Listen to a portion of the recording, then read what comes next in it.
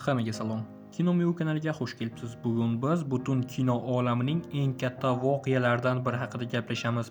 Oxirgi yillarda ko'plab studiyalar birlashdi, sotildi, qayta qurildi, lekin bunaqasini hali ko'rmagan edik. Netflix Warner Bros'ni sotib oldi. Bu endi shunchaki sarlavha emas. Bu sanoatni butunlay o'zgartiradigan tarixiy burilish. Disney Fox'ni sotib olganda ham shov-shuv bunchalik katta bo'lmagan edi. Lekin bu safar masala yana ham kattalashdi, chunki Netflix dunyodagi eng yirik streaming platformalaridan biri. Warner Bros esa 100 yildan beri kinoning yuragi bo'lib kelgan studiya edi. Ikkalasining qo'shilishi kino dunyosida yangi qudrat markazining tug'ilishi demakdir. Keling, bugun siz bilan bu ulkan bitim qanday bo'lgani, nima uchun kerak bo'lgani va nimalar o'zgarishi, DC va Hubo kelajagi, Netflixning katta rejalari va hatto O'zbekiston tomoshabinlari uchun qanday o'zgarishlar bo'lishi mumkin, bularni hammasini birgalikda ko'rib chiqamiz va eng muhimi, bu hali yakuniy qaror emas, hali oldinda regulyatorlar, sudlar, raqobat tekshiruvlari turibdi, lekin shunga qaramay Netflix hozircha o'z maqsadiga juda ham yaqin turibdi. Demak, biz boshladik.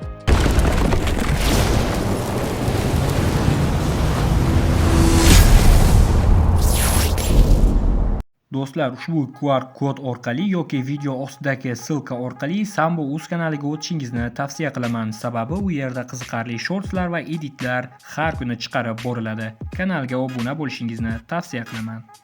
Netflixning Warner Bros'ni sotib olishi uchun 82,7 milliard dollarlik bitimi sifatida e'lon qilindi. Bunday katta raqamni tasavvur qilishning o'zi qiyin. Bu kinodagi eng qimmat kelishuvlardan biri hisoblanadi. Netflix shu orqali Warner Bros, Discovery kompaniyasining film studiyasi, televideniye studiyasi, Hubo va Hubo Max Premium kontentlarining to'liq egasiga aylandi. Tasavvur qiling, Batman, Superman, Joker, Wonder Woman, The Flash hammasi endi Netflixning qo'lida. Faqat DC emas, Harry Potter jahon franshizasi, Duna, Matrica, hattoki Taxtlar o'yini ham endi hammasi Warner Bros'ning qo'lida emas, balki Netflixning qo'liga o'tib ketdi. Netflixning eng katta muammosi shundan iborat ediki, u har yili milliardlab dollarlarni original kontentga sarflardi, lekin baribir Disney va Warner Bros kabi kuchli kutubxonaga ega bo'lmagan edi. Endi esa u bir qadam bilan 100 yillik studiya tarixini qo'lga oldi. Bu Netflixni endi nafaqat streaming bozorida, balki butun kino sanoatida eng yirik o'yinchiga aylantiradi. Aytish kerakki, Warner Bros Discovery so'nggi yillarda katta qarzlar bilan qiynalib kelayotgan edi. Studiyaning kabel kanallari CNN, TNT, Discovery va boshqa eski telekanallar bozorni yo'qotayotgan edi. Shuning uchun kompaniya katta qarzlarni yopish va biznesni yengillashtirish va studiya bo'limini sotishga majbur bo'ldi. Warner kabel bo'limlari alohida kompaniya sifatida ajratib chiqariladi. Netflix esa aynan kino va streaming bo'limini sotib olmoqda. Ya'ni CNN, TNT va kabel yangiliklari Netflix tarkibiga kirmaydi. Netflixga eng kerak bo'lgan narsa premium kontent va katta studiya edi. U aynan shuni oldi. Bu nima degani? Birinchidan, Netflix o'z tarixiga birinchi marta to'liq kino studiya infratuzilmasiga ega bo'ldi. Ya'ni endi ular film faqat buyurtma qilishmaydi, balki o'zlari ham ishlab chiqarishadi. O'zlari tasdiqlashmaydi, o'zlari marketing qiladi. Bu juda katta qudrat degani. Bu degani kelajakda Netflix brendi ostida mega franshizalar paydo bo'lishi mumkin. Masalan, DC filmlari Netflix tomonidan qayta tiklanishi mumkin, qayta ishga tushirilishi yoki butunlay yangi yo'nalishga olib borilish ehtimoli ham juda katta. Hozircha Netflix bu borada rasmiy bayonot bergani yo'q, lekin fanatlar orasida Netflix DC'ni qayta tiriltiradi degan fikrlar allaqachon tarqalib bo'ldi. Ikkinchidan, Hubo kontentlari Netflixga o'tishi streaming tarixidagi eng katta o'zgarishlardan biri. Disney Plus o'zining Marvel va Star Wars kontentlariga ega, Amazon esa MGM studiyasini sotib olgandan beri kuchaygan. Lekin Hubo seriallar bo'yicha dunyoning eng yuqori sifat mezoniga ega studiya edi. Netflix esa sifat emas, songa qarar edi. Endi esa Netflix sifat va miqdorni birlashtirish imkoniga ega bo'ldi. Tomoshabinlar uchun esa bu birinchi navbatda kontent tanlovini oshadi degani. Netflix endi har oyda nafaqat o'zining original filmlari, balki Warnerning yillik mega premyeralarini ham chiqarishi mumkin.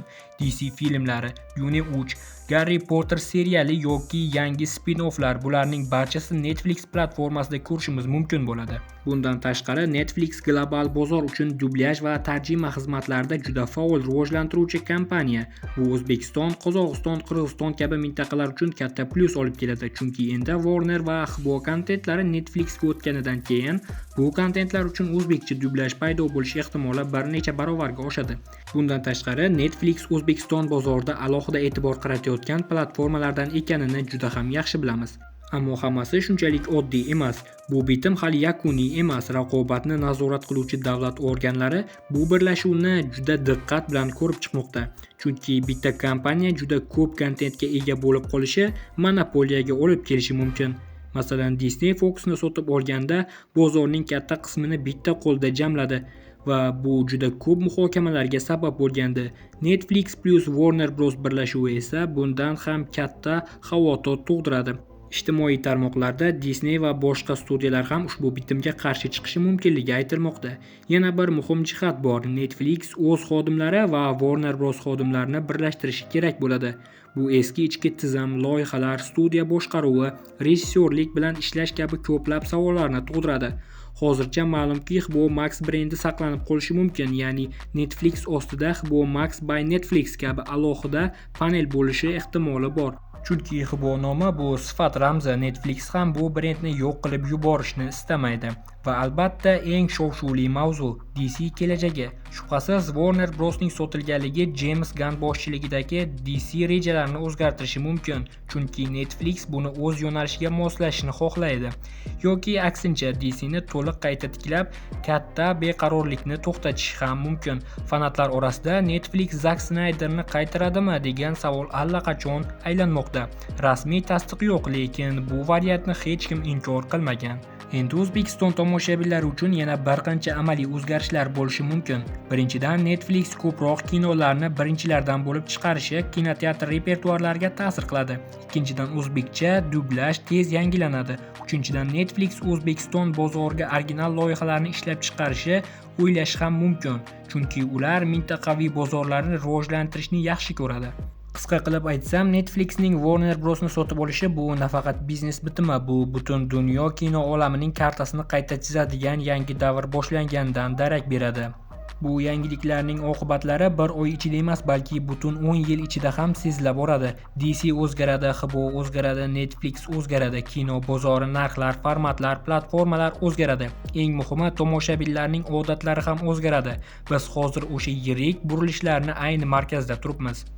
Bu ma'lumotlar odamni jinni qilib yuborishi aniq. Bugungi va hozirgacha chiqarilgan ma'lumotlar shulardan iborat edi. To'g'rirog'i, men topa olganlarim shulardan iborat edi. Yana ma'lumotlar chiqsa, video qilishga harakat qilaman. Yangi videolarda ko'rishguncha o'zingizni ehtiyot qiling. Xayr, salomat bo'ling.